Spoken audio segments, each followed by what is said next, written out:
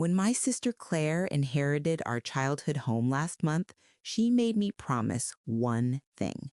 Whatever you do, don't go into the attic. There are things up there that are better left alone. But yesterday, while helping her pack up mom's belongings, I heard something fall in the attic above us. When I climbed up to investigate, I found a dusty cardboard box with my name written on it in our mother's handwriting. Inside that box was a letter addressed to me, dated just 3 days before Mom died. A letter that revealed a family secret so devastating it explained why my sister had spent 15 years trying to keep me away from the truth. But here's what I didn't know. That letter was just the beginning. And what I discovered about my mother's final days would shatter everything I thought I knew about our family, about love, and about the lengths a parent will go to protect their child from an unbearable truth. My name's Michael, and I'm about to tell you a story that will make you question everything you think you know about family secrets, sibling protection, and the final wishes of a dying parent. This isn't just about finding a hidden letter in an attic. It's about discovering that sometimes the people who love us most are the ones who work hardest to shield us from truths that could destroy us. And sometimes those truths find us anyway, exactly when we're ready to handle them.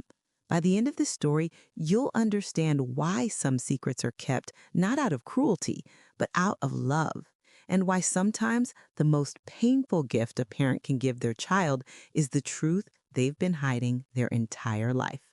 To understand why finding that letter was so earth-shattering, you need to know about my relationship with my mother and the way she died. Margaret Chin was the kind of mother every kid dreams of having. She never missed the school play, always had fresh cookies waiting when we got home, and somehow managed to make even the most ordinary days feel special. She worked as a nurse at the local hospital, and everyone in our small town knew her as the woman who would drop everything to help someone in need. My sister, Claire, is 8 years older than me, which meant she remembered more about our early childhood than I did. She'd always been protective of me, but after Mom died, that protectiveness became almost suffocating. 15 years ago, when I was 22 and Claire was 30, Mom was diagnosed with pancreatic cancer. The doctors gave her 6 months to live, but she fought for almost a year before the disease finally took her. During those final months, Claire basically moved back home to take care of Mom while I was finishing my senior year of college 3 hours away. I came home every weekend, but Claire was there for the day-to-day reality of watching our mother slowly fade away. Mom died on a Tuesday morning in March. I was in the middle of taking my final exams when Claire called to tell me it was over. By the time I got home, the funeral home had already taken Mom's body, and Claire had begun the process of settling her affairs. Mom left the house to Claire and her savings to me, a fair division that neither of us questioned. Claire had always been more attached to our childhood home, and I was just starting my career and could use the financial help. But there was one condition in Mom's will that I never understood. Claire was given explicit instructions to dispose of all personal items in the attic before I was allowed to visit the house. At the time, I assumed it was just Mom being practical. She'd always been organized and probably didn't want us to have to deal with decades of accumulated junk. Claire took care of it immediately, or so I thought. For 15 years, Claire lived in our childhood home, and I visited regularly for holidays and family gatherings. But I noticed that Claire was always very careful about which parts of the house I had access to. The attic ladder was always folded up and secured. When I offered to help with storage or seasonal decorations, Claire would insist she could handle it herself. If I even mentioned the attic, she would quickly change the subject. I thought it was just Claire being Claire. She'd always been particular about her space and her privacy. Last month, Claire made a surprising announcement. She was selling the house and moving to California to be closer to her daughter's family. She offered to let me buy the house from her at below market value, saying she wanted it to stay in the family. I jumped at the chance. The house held so many good memories, and I'd always regretted that Claire got to keep all of Mom's things while I only got money. But when Claire told me I wanted to accept her offer, she made that strange request. Promise me you won't go into the attic. There are things up there that are better left alone. Yesterday was supposed to be a simple day of helping Claire pack up her belongings before the house transfer. We'd been working for hours, going through closets and cabinets, when we heard a loud thump from somewhere above us. What was that? I asked. Claire looked up at the ceiling with an expression I'd never seen before. Part fear, part resignation. Probably just something shifting in the attic. Old houses make noise. But the sound came again, like something heavy had fallen over. Claire, we should check it out. What if there's a leak or structural damage? No. Her response was immediate and firm. I told you, Michael, stay out of the attic. But I couldn't let it go. If I was about to buy this house, I needed to know what was up there. What if there was water damage? What if something was wrong with the roof? When Claire went to the bathroom, I quietly pulled down the attic ladder and climbed up with my phone's flashlight. The attic was exactly what you'd expect from a house that had been lived in for 40 years. Boxes of Christmas decorations, old furniture, clothes that hadn't been worn in decades. But in the far corner, I saw something that made my heart stop. There was a small area that had been carefully organized, almost like a shrine. A folding chair sat in front of a card table, and on that table were dozens of photographs, letters, and documents, all arranged with obvious care and intention. And there, in the center of it all, was a cardboard box with Michael written on it in our mother's unmistakable handwriting. My hands were shaking as I opened the box. Inside were more photographs, some jewelry I recognized as Mom's, and a sealed envelope with my name on it. The envelope was thick, like it contained multiple pages. The postmark was dated 3 days before Mom died. I sat in that dusty attic and opened the letter with trembling hands. What I read changed everything I thought I knew about my mother, my family, and my own life. My dearest Michael, if you're reading this, it means Claire couldn't keep you away from the truth forever. I don't blame her for trying. I made her promise to protect you from this for as long as possible. But I also knew that someday you would need to know the truth about who you are and where you came from. I just hoped it would be when you were older, stronger, more prepared to handle what I'm about to tell you. Michael, you are not my biological son. I had to read that sentence 3 times before it sank in. The letter continued. You were adopted when you were 6 months old. Your birth mother was my younger sister, Rebecca, who died in a car accident when you were just a baby. Your birth father was never in the picture. Rebecca was only 19 when she had you, and she was struggling with addiction and mental health issues. She knew she couldn't provide the life you deserved, so she asked me and your father to raise you as our own. We legally adopted you, but we decided never to tell you the truth. We wanted you to grow up feeling completely secure in your place in our family, never questioning whether you truly belonged. Claire knew the truth from the beginning. She was 8 years old when you came to live with us, old enough to remember. But we made her promise never to tell you, and she has kept that promise faithfully for your entire life. I know this must be confusing and probably hurtful. You might wonder why we kept this secret, why we didn't trust you with the truth about your origins. The answer is simple. We loved you so much that we wanted to protect you from ever feeling like you were anything less than our real son. Because you were real to us, Michael. You were ours from the moment Rebecca placed you in my arms. But there's more you need to know about Rebecca and why we were so determined to keep this secret. Rebecca didn't just struggle with addiction. She was involved with some very dangerous people. The car accident that killed her wasn't really an accident. She was running from people who wanted to hurt her, and she died trying to get away from them. We were terrified that if anyone connected you to Rebecca, those same people might come looking for you. So we created a completely new identity for you. As far as the world knew, you were our biological son, born to us, with no connection to Rebecca or her dangerous life. Your father and I went to great lengths to erase any trace of your connection to Rebecca. We moved to a different town, changed our last name from Wong to Chen, and created a completely new life where no one knew about your adoption. Claire was the only person who knew the truth, and the burden of keeping that secret has weighed on her for your entire life. She's protected you in ways you'll never know, always watching for any sign that someone might be asking questions about your past. I'm telling you this now because I'm dying, and I can't bear the thought of taking this secret to my grave. You deserve to know who you are and where you came from. But I'm also telling you this because I want you to understand how much you were wanted, how much you were loved, how much you belonged in our family. You weren't a burden or an obligation. You were a gift that Rebecca gave us, and the greatest joy of our lives. I've left some things for you in this box. Photographs of Rebecca, some of her belongings, documents about your adoption. Claire has been keeping them safe all these years, waiting for the right time to give them to you. I love you, my son. You will always be my son, no matter what biology says. Mom. I sat in that attic for over an hour, reading and rereading the letter, trying to process what I'd learned. My entire identity had been a carefully constructed lie.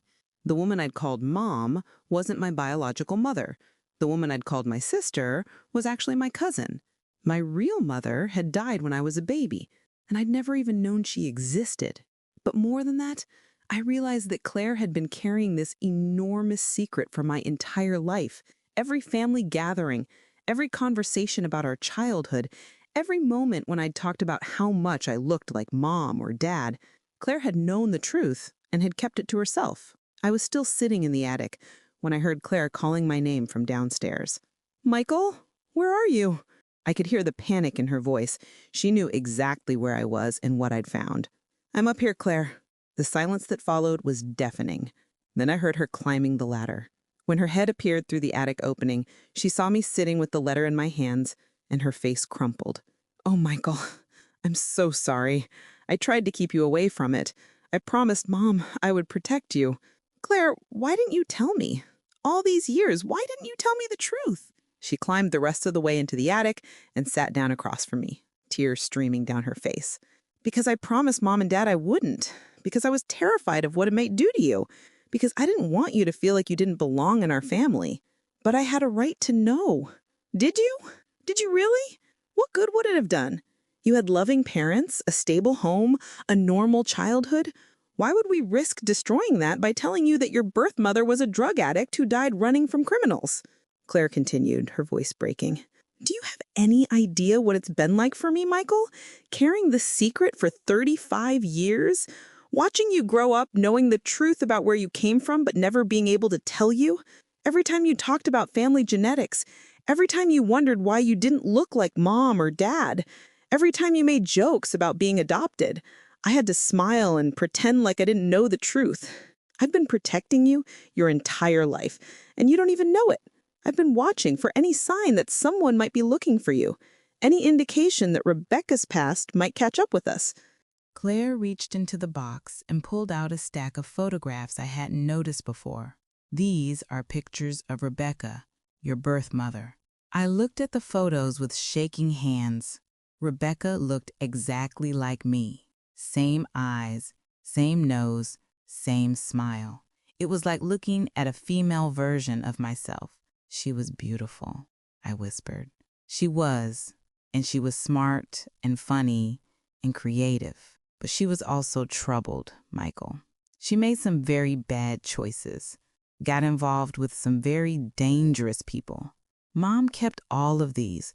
She wanted you to have them someday, but she also wanted to wait until you were old enough to understand the complexity of Rebecca's story. Claire, the letter mentioned that Rebecca was running from dangerous people. Are they still a threat? Claire was quiet for a long moment. "I don't know. It's been 35 years. Most of the people Rebecca was involved with are probably dead or in prison by now, but Mom and Dad were never willing to take that risk with your safety. Is that why you've been so protective of me all these years?" "Partly, but mostly I've been protective because I love you, because you're my little brother. And I promised Mom and Dad I would take care of you." Claire showed me the rest of the contents of the box. There were legal documents related to my adoption, medical records from when I was a baby, and even some of Rebecca's personal belongings. Jewelry, letters she'd written to Mom, a diary from when she was in high school. Mom saved everything. She said someday you might want to know about Rebecca, about your biological family, about where you came from. I picked up Rebecca's diary and flipped through it. Her handwriting was remarkably similar to mine. She wrote about you, Claire said, even when she was struggling with her addiction, even when she was making terrible choices, she never stopped loving you. Giving you to Mom and Dad was the hardest thing she ever did, but she knew it was the right thing to do. Claire showed me the last entry in Rebecca's diary, written just a week before she died. I saw Michael today. Margaret brought him to the park, and I watched from a distance. He's getting so big, and he looks so happy. Margaret and David are amazing parents. So much better than I could ever be. I know I made the right choice giving him to them. He deserves a stable, loving home, and I can't provide that. I'm too messed up, too broken, too dangerous. But I want him to know someday that I loved him, that giving him up wasn't because I didn't want him, but because I wanted what was best for him. I hope he can forgive me for not being strong enough to be the mother he deserved. As I was reading Rebecca's diary, I found an entry that mentioned Claire. Claire is such a good big sister to Michael. She's only 8, but she already understands that he needs extra protection. She's always watching out for him, always making sure he's safe and happy. I'm so grateful that Michael has her. Even if something happens to Margaret and David, I know Claire will always take care of him. She has that protective instincts that I never developed. I looked up at Claire. You've been protecting me since I was a baby. It's what big sisters do, she said simply. Claire, what does this mean for us now, for our relationship, for the family? It means whatever you want it to mean, Michael. You're still my brother. You're still Mom and Dad's son. You're still part of this family. Nothing about that has changed, but everything has changed. My entire identity, my understanding of who I am. No, Claire interrupted. Your identity is who you've become, not where you came from. You're a good man, a loving husband, a successful professional. You're kind and generous and funny. That's who you are, and none of that has anything to do with biology. Claire, is this why you're selling the house? Because you couldn't keep the secret anymore? She nodded. I've been carrying this burden for 35 years. I thought if I sold the house and moved away, maybe I could finally let go of the responsibility of protecting you from the truth. But you couldn't bring yourself to destroy Mom's things. I couldn't. They were meant for you. Mom wanted you to have them when you were ready. I looked around the attic at this carefully preserved shrine to a woman I'd never known was my mother. I still want to buy the house, Claire, but I want you to stay. I want us to figure this out together. Over the next few hours, Claire and I went through everything in the box together. She told me stories about Rebecca that Mom had shared with her over the years. She showed me more photographs, explained the family connections I'd never known about, and helped me understand the complex circumstances that had led to my adoption.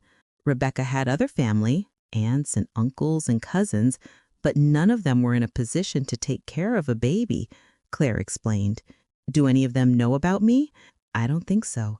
Mom and Dad were very careful to keep your adoption private. As far as Rebecca's family knows, you died with her in the car accident. Do you think I should try to contact them? Rebecca's family? Rebecca's quiet for a long time. That's your choice, Michael, but I think you should be very careful. We don't know what kind of people they are, or whether they might still have connections to the dangerous people Rebecca was involved with. But they're my biological family, and we're your real family. The family that raised you, loved you, protected you. Biology doesn't make a family, Michael. Love does. As the day wore on, I began to understand the enormous sacrifice that Mom, Dad, and Claire had made for me. They had given up their own peace of mind to ensure my safety and happiness. They had carried the burden of the secret so that I could live a normal, carefree life. I'm not angry, I told Claire as we sat in the attic, surrounded by the remnants of a life I'd never known I'd had. I'm grateful. You all protected me in ways I never even realized. Mom was so worried about how you'd react if you ever found out. She was afraid you'd feel betrayed or like we'd lied to you your whole life. You did lie to me my whole life, but you lied to protect me. There's a difference. Claire, I want you to know something. Finding out about Rebecca doesn't change how I feel about Mom and Dad. They were my parents in every way that mattered. They chose me, raised me, loved me unconditionally. And Rebecca? Rebecca gave me the greatest gift she could. She gave me to a family who could love me the way I deserved to be loved. That takes incredible strength and selflessness. I picked up one of the photographs of Rebecca holding me as a baby. I wish I could have known her, but I'm grateful for the life she made possible for me. What are you going to do with all of this? Claire asked, gesturing to the box of Rebecca's belongings. I'm going to keep it. I'm going to learn about Rebecca, about where I came from, about the family I never knew I had. But I'm going to do it carefully, and I'm going to do it with your help. And the house? I still want to buy it, but I want to turn this attic into something beautiful. A place where we can remember both of our mothers, the one who gave birth to me and the one who raised me. Over the following weeks, I shared the truth with my wife and children. It was difficult, but it also brought us closer together. My kids were fascinated to learn about their biological grandmother, and my wife was amazed by the story of love and sacrifice that had shaped my early life. We decided to research Rebecca's family carefully with the help of a private investigator who specialized in adoption reunions. We wanted to know if there were any remaining relatives, that we also wanted to make sure it was safe to make contact. What we found was both heartbreaking and hopeful. Rebecca had a younger brother who had gotten clean and built a successful life for himself. He had children and grandchildren who had no idea they had a cousin named Michael.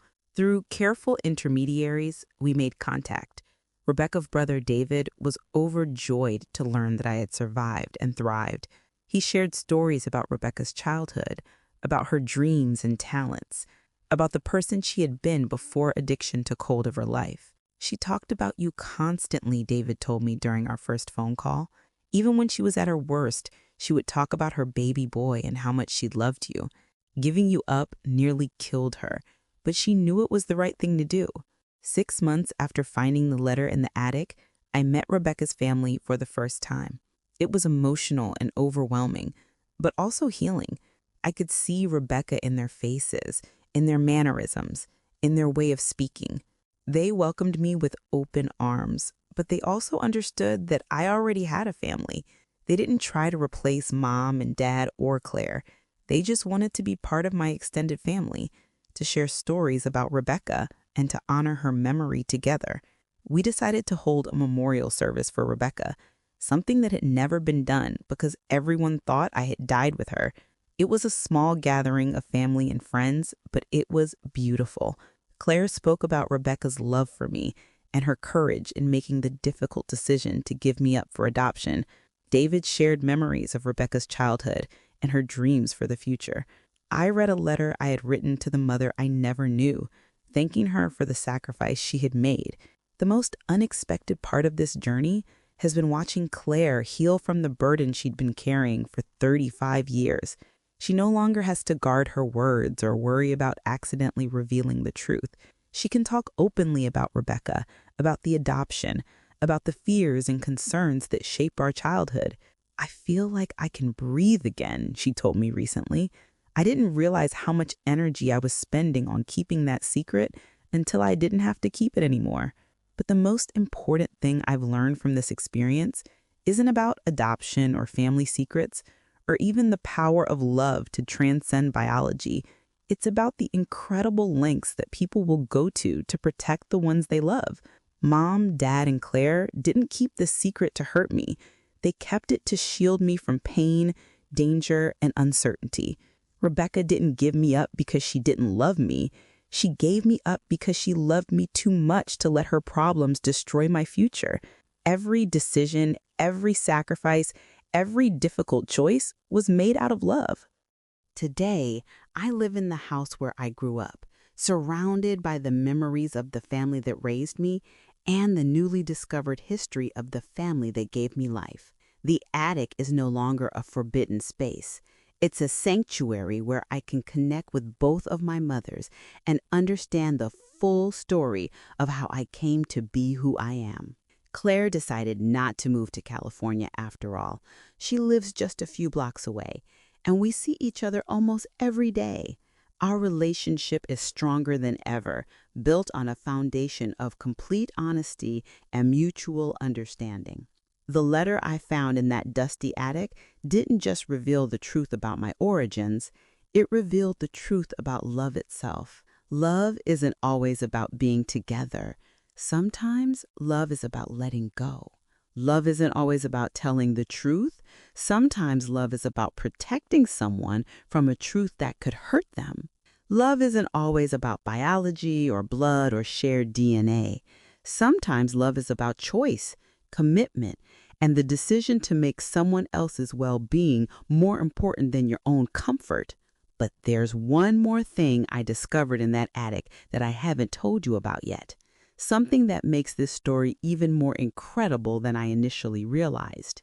Hidden in the very bottom of the box, underneath all the photographs and documents, I found a small envelope marked "For Michael's Children." Inside was another letter from Mom, written specifically for my future children, children she would never meet, grandchildren she would never hold. The letter contained family recipes, stories about our family traditions, and advice for raising children with love and integrity. But most importantly, it contained this message: tell your children that they come from a long line of people who believe that love is stronger than blood, that family is about choice as much as chance, and that sometimes the greatest gift you can give someone is a truth they're finally ready to hear. Mom had known that someday I would find that box. She had known that someday I would be ready for the truth, and she had prepared for that day by leaving me not just the story of where I came from, but a roadmap for where I was going. The woman who wasn't my biological mother had somehow understood me better than I understood myself. She had known exactly when I would be strong enough to handle the truth, and she had trusted Claire to protect me until that moment arrived. That's not just love. That's prophecy. That's the kind of connection that transcends biology and touches something eternal.